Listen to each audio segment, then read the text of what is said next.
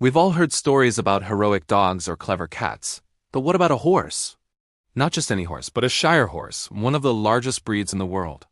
They're famous for their immense size, their incredible strength, and their surprisingly calm presence. This story, though, isn't just about how big a Shire horse is. It's about how one of them used his gentle strength to save a little boy. It's a tale of quiet courage and perfect timing. This story takes place on a peaceful farm tucked away in the countryside. Life was slow, predictable, and that's just how everyone liked it. Here lived a magnificent Shire horse named Bran. If you've never seen a Shire horse up close, it's hard to describe their scale. They are true gentle giants. Bran was a perfect example of his breed. His coat was a deep, glossy black, and the long white hair on his lower legs, called feathering, flowed like silk when he walked. He was massive, easily towering over any person who stood next to him. But despite his intimidating size, Bran was the most gentle creature on the farm. He moved with a slow, deliberate grace, his huge hooves landing softly on the earth.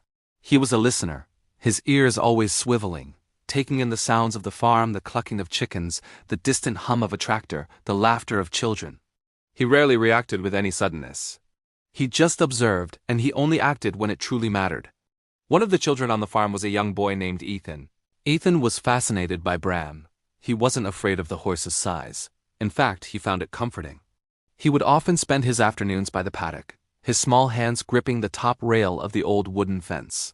He loved watching Bran graze, the way the horse would methodically munch on hay, his powerful jaws making a soft, rhythmic sound. Ethan felt safe near Bran, protected by his quiet, steady presence. The big horse seemed to represent a kind of gentle, unmovable strength, a constant in Ethan's world. On one particular afternoon, the air was still and warm. The sky was a brilliant, cloudless blue. The farm was quiet, almost too quiet. The usual symphony of farm life had faded into a low, peaceful hum. Ethan was at his favorite spot by the paddock fence, leaning against it as he watched Bran. The old fence had stood for decades, weathered by countless seasons of sun and rain. Some of its boards were becoming loose and brittle, something no one had paid much attention to. As Ethan shifted his weight, putting his small foot on a lower rail for a better view, he leaned a little too heavily against one of the older boards. There was a sudden sharp crack. The sound cut through the afternoon calm like a whip. The rotten wood gave way instantly. Ethan lost his balance, his foot slipping off the rail. With a startled cry, he tumbled forward, not onto the soft grass of the paddock, but into the muddy ground right beside a shallow ditch. The ditch wasn't deep, but recent spring rains had filled it with several inches of murky, cold water. Ethan landed awkwardly, his leg twisted beneath him, and he began to slide down the muddy bank toward the water. He was scared and stuck. His small cry for help was swallowed by the vast, quiet landscape, but someone had heard him. Bran, who had been peacefully eating his hay a few yards away, lifted his massive head the moment he heard the wood snap and Ethan's cry. His ears pricked forward, his dark, intelligent eyes locking onto the scene at the fence. He didn't bolt. He didn't whinny in alarm. Panic was not in his nature. Instead, a deep, instinctual calm took over. Bran did something incredible. He began to walk, not run, straight toward the broken section of the fence. Each step was measured and certain. When he reached the spot where Ethan had fallen, he didn't hesitate. He pressed his heavy muscular body firmly against the weakened fence. His immense weight created a solid wall, a living barrier that stopped Ethan from sliding any further down the muddy slope and into the water-filled ditch. He just stood there, a mountain of quiet strength holding the line. But Bran knew that just blocking the boy wasn't enough. He needed to get help. So, while keeping his body pressed against the fence, he did something else. He lifted one of his huge front hooves and brought it down hard against the solid ground. The sound was like a drumbeat, a deep, resonant thud that echoed across the quiet farm. He stomped once. Then, after a brief pause, he stomped again. Twice.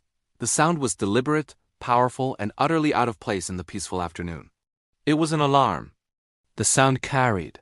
A few hundred feet away, one of the adults working in the barn heard the unusual stomping. It wasn't the sound of a horse shifting its weight. This was different. It was urgent. Curious and a little concerned, he dropped his tools and rushed over to the paddock to see what was wrong. When he arrived, the scene took his breath away. He saw Bran pressed against the fence and little Ethan, muddy and scared but safe on the bank, held in place by the gentle giant. Help had arrived. Ethan was carefully pulled back to safety, his clothes covered in mud, his face streaked with tears but completely unharmed. He was shaken, but okay. The moment Ethan was clear, Bran took a calm step back from the fence. The tension left his body. He lowered his great head, gave a soft snort, and with the crisis over, he turned and walked slowly back to his pile of hay, as if nothing had happened. His job was done. From that day on, Ethan's family and everyone on the farm saw Bran in a new light. They had always appreciated his gentle nature, but now they understood the depth of his intelligence and awareness. They realized that true heroism doesn't always come with a dramatic gallop or a loud cry. Sometimes, rescue doesn't rely on speed or noise at all. It comes from quiet strength, from being aware of your surroundings, and from knowing the exact right moment to act. Bran didn't react wildly. He responded with purpose.